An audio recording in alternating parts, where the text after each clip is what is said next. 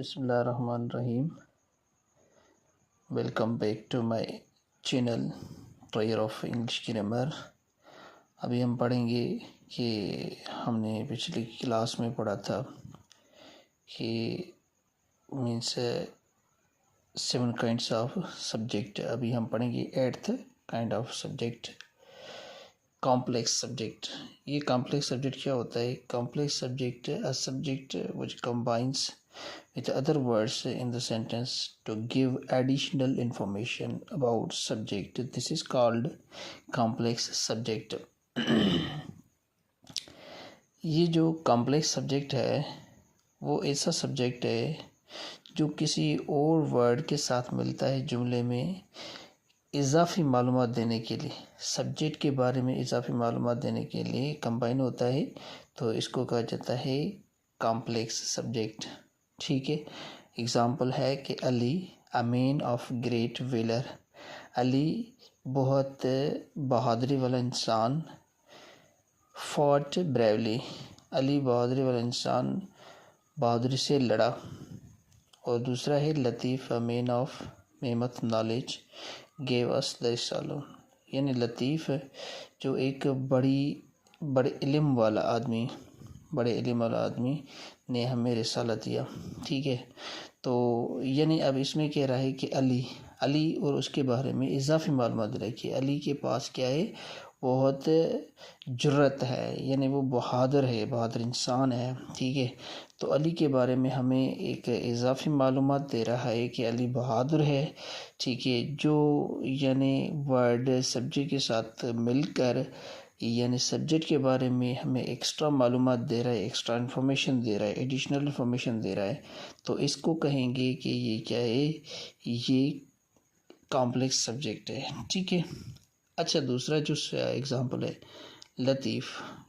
लतीफ़ जो है वो सब्जेक्ट है और उसके बारे में जो वर्ड है कि अ मैन ऑफ मेमथ नॉलेज, ये हमें अ मैन ऑफ मेमथ नॉलेज जो है हमें लतीफ़ के बारे में इजाफी मालूमात दे रहा है कि लतीफ़ के पास यानी एक इल्म वाला इंसान, लतीफ़ एक इल्म वाला इंसान ने हमें रिसाला दिया। ठीक है। तो अ मैन ऑफ मेमथ नॉलेज जो है वो हमें लतीफ़ के बारे में इजाफी मालूमात दे रहा है, तो इसको कहेंगे ये कॉम्प्लेक्स सब्जेक्ट है। ठीक है। अब हम पढ़ेंगे कि नाइन्थ जो है टाइप ऑफ सब्जेक्ट है कि वो प्रिपरेटरी सब्जेक्ट होता है। ये प्रिपरेटरी सब्जेक्ट क्या है? ये प्रिपरेटरी सब्जेक्ट है, it is a dummy place holder. Dummy किसको कहा जाता है? डमी मीन्स से मैनिपुलेटेड आर्टिफिशियल, यानी ऐसा सब्जेक्ट जिसका यानी ऐसा वर्ब जिसका अपना सब्जेक्ट ना हो। ठीक है। तो फिर जो है जो हम एक वर्ड यूज़ करते हैं सब्जेक्ट के तौर पर, तो फिर उसको कहा जाता है डमी सब्जेक्ट। ठीक है।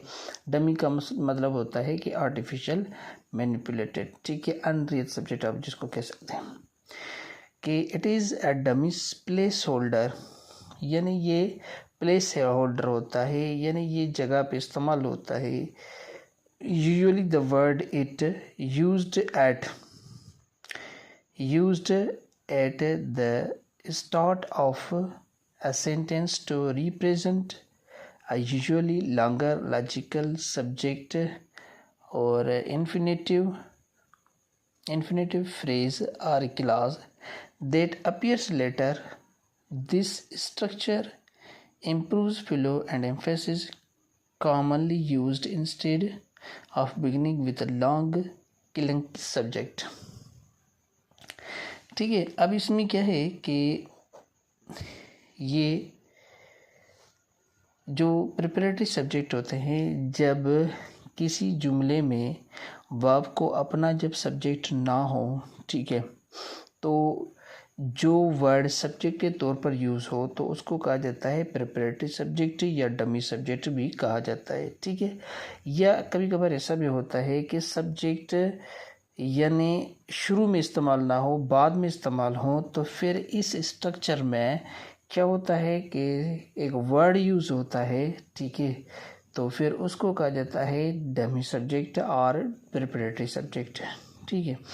अच्छा, आप देखें कि उनको किलंकी सब्जेक्ट, किलंकी का मतलब होता है कि एक ऑकवर्ड होता है। ठीक है, एक ऑकवर्ड जो है ना सब्जेक्ट बन जाता है। अच्छा, जैसे इट है और देयर है, it is used to talk about times and dates. ठीक है, एक इट होता है, दूसरा देयर होता है।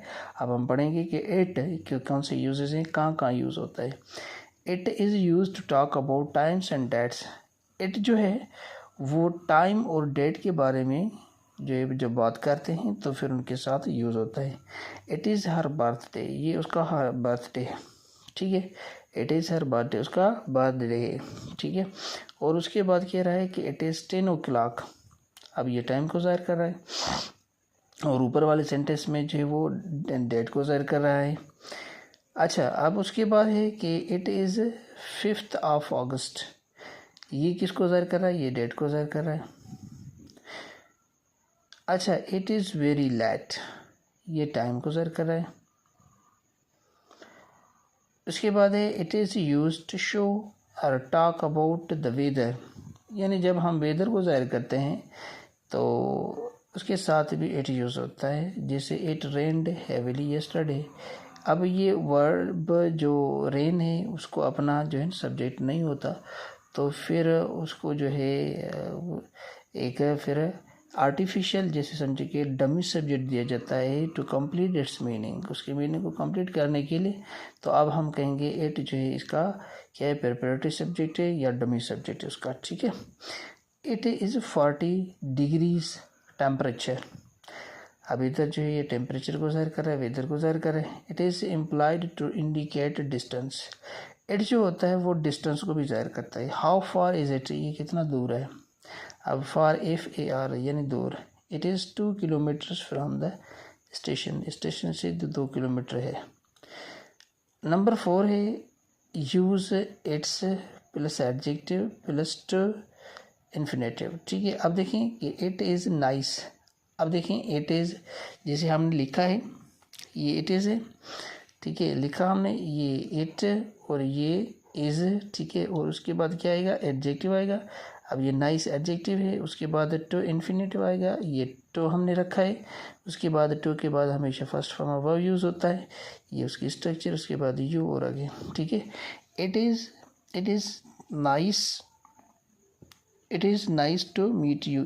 इसकी जो है ना स्ट्रक्चर क्या होती है, इट इज़ यूज़ होता है और उसके बाद एडजेक्टिव, फिर इन्फिनेटिव टू होता है और उसके बाद first form of verb use होता है। ठीक है, ये इसकी स्ट्रक्चर होती है। और जो नंबर 5 इसका यूजेज है टू का, कि to talk about something again repeated. जब कोई चीज़ जो है वो रिपीट होती है तो फिर उसके लिए इट यूज़ होता है। ही सा अ snake, it was very big. अब ये बिग क्या था कि स्नेक था। ठीक है, आई हैव अ बुक, मेरे पास एक बुक है, किताब है। इट इज़ फेयरली इंफॉर्मेटिव, ये बहुत जो इन्फॉर्मेटिव है। अच्छा, अब देखिए कि आई सा स्नेक, अगर हमें यहाँ वर्ड जो यूज़ करता the snake was very big, तो फिर ये एक ऑकवर्ड लग रहा था। ठीक है, तो इस वजह से जो है ये प्रोनाउन जो है किसी भी वर्ड की रिपीटेशन को ख़त्म करने के लिए यूज़ होता है। ठीक है, अगर आप कोई भी वर्ड जो है बार बार यूज़ करेंगे तो ये ऑकवर्ड लगेगा, तो फिर ऑकवर्ड जो नैस होती है, ठीक है, उसको ख़त्म करने के लिए प्रोनाउन यूज़ होता है। तो अब क्या होगा कि आई सा स्नेक, मैंने एक सांप देखा। It was very big. ठीक है, तो इट ने जो है वर्ड स्नेक को रिप्लेस किया और उसकी रिपीटेशन को ख़त्म किया, तो इसको कहेंगे कि ये यानी इट का ये भी यूजेज है। ठीक है, to talk about something again are repeated. ठीक है, to avoid its repetition. I have a book, मेरे पास एक किताब है। इट इज़ वेरी और इट इज़ फेयरली इंफॉर्मेटिव, ये बहुत जो है इंफॉर्मेटिव है। ठीक है, अब इट ने किसको रिप्लेस किया, यानी इसको इंस्टेड ऑफ यूज़ हुआ किसके, बुक के। ठीक है, अगर हम जो है इधर बुक यूज़ कर दें तो फिर क्या है ना, वो एक ऑकवर्ड लग रहा था, तो फिर इसलिए जो है ये रिपीटेशन को ख़त्म करने के लिए प्रोनाउन इट यूज़ होता है। ठीक है, ये था इट का यूज़। इंशाल्लाह हम नेक्स्ट लेक्चर में पढ़ेंगे कि देयर की यूजेज क्या होते हैं, कहाँ कहाँ यूज़ होता है। ठीक है, अगर कोई आपके पास क्वेश्चन है तो you can ask me, drop your queries in your comment box. इंशाल्लाह I will respond you quickly. अल्लाह हाफिज़.